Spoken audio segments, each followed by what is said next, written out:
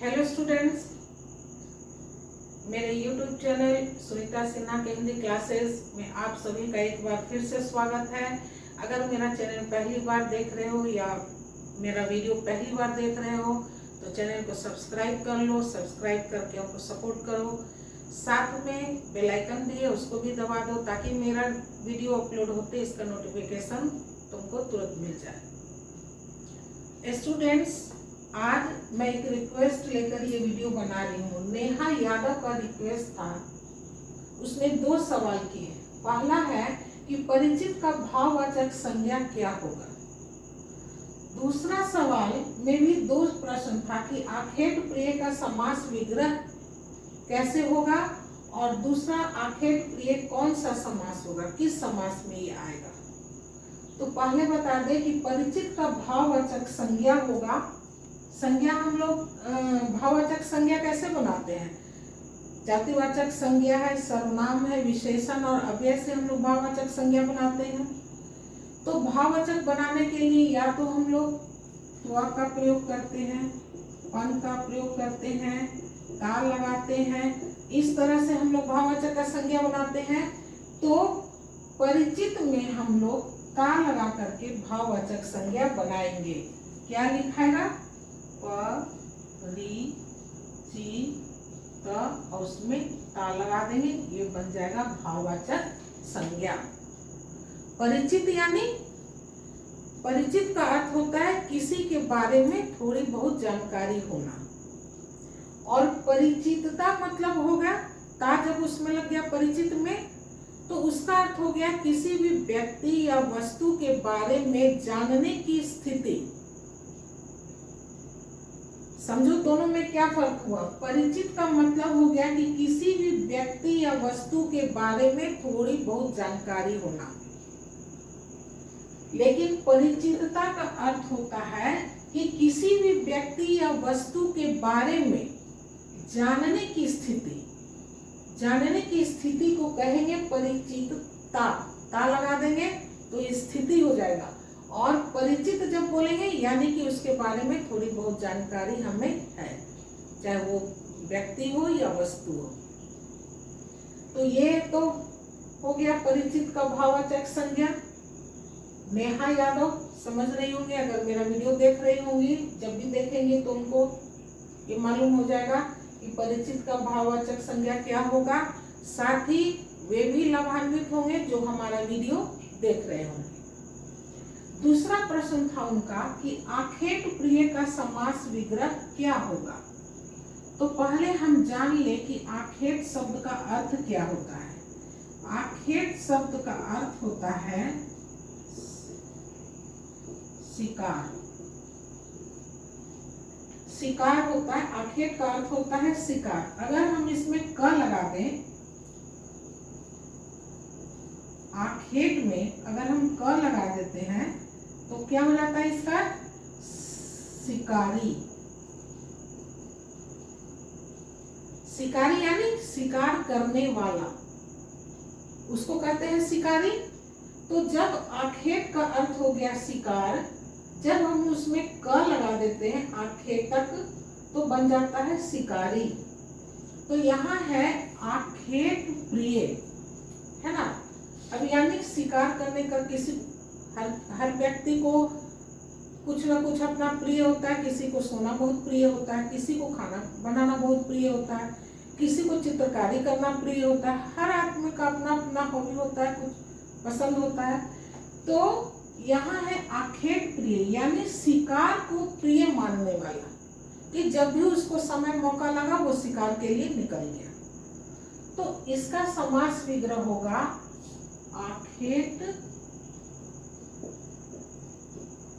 आखेट को प्रिय मानने वाला। आखेट यानी शिकार, है ना। शिकार करना उसको पसंद है, प्रिय है, वो हो जाएगा। आखेट प्रिय का समास विग्रह हो गया आखेट को प्रिय मानने वाला, यानी उसका प्रिय है कि जब भी मौका मिले वो शिकार के लिए निकल जाए। दूसरा सवाल है कि आखेट प्रिय कौन सा समास होगा, किस समास के अंतर्गत ये आएगा। तो समास विग्रह में हम लोग तत्पुरुष समास पढ़े हैं। तत्पुरुष समास का क्या है कि दो पद होता है समास में, प्रथम पद यानी पहला पद और दूसरा कहलाता है उत्तर पद। प्रथम पद, पहला पद और उत्तर पद मिलकर क्या बनता है, समस्त पद। समस्त पद, तो समस्त पद है आखेट प्रिय। आखेट प्रिय यानी शिकार को पसंद करने वाला। इसमें क्या है, तत्पुरुष समास में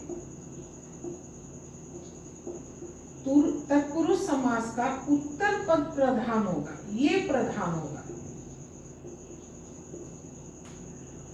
और तत्पुरुष समास का पहचान है कि इसमें कारक का चिन्ह लगा होगा। कारक का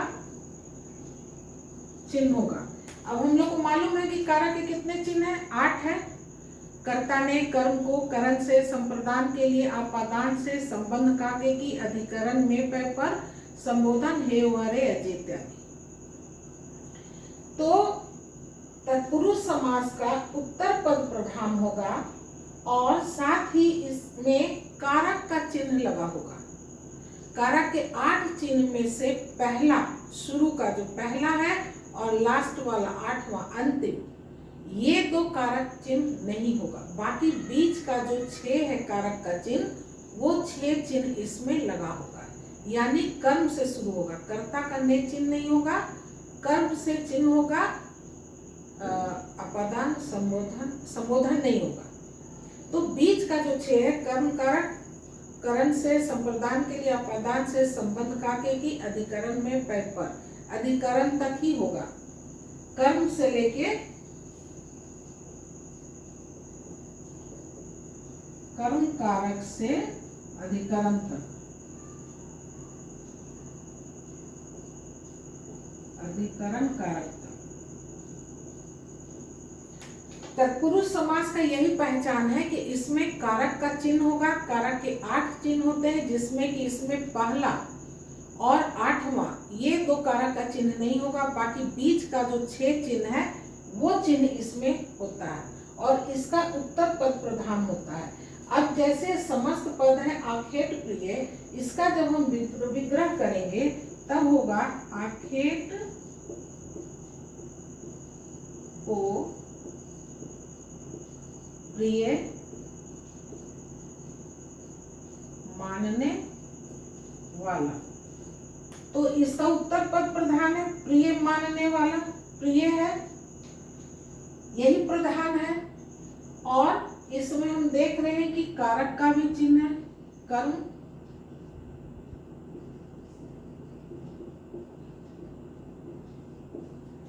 कर्म कारक भी है। तो ये तत्पुरुष समास में आएगा। आखेट प्रिय कौन सा समास है, तो आखेट प्रिय तत्पुरुष समास हो गया।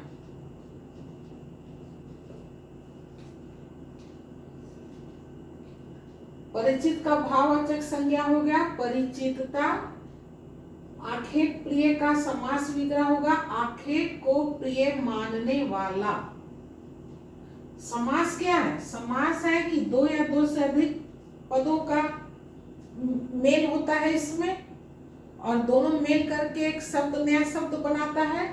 विग्रह क्या है, जस्ट इसका समास का उल्टा है। विग्रह यानी उन जो प्रथम पद और उत्तर पद मिल करके एक समस्त पद बनाया, तो उस समस्त पद को फिर पूर्व पद और उत्तर पद या पूर्व पद भी इसको कह सकते हैं। प्रथम पद को पूर्व पद भी कहते हैं, पूर्व पद या उत्तर पद। समस्त पद को जब पूर्व पद और उत्तर पद अलग कर देते हैं तो उसको कहते हैं विग्रह, और जब इनको मिलाकर एक नए शब्द बनाते हैं उसको कहते हैं समास।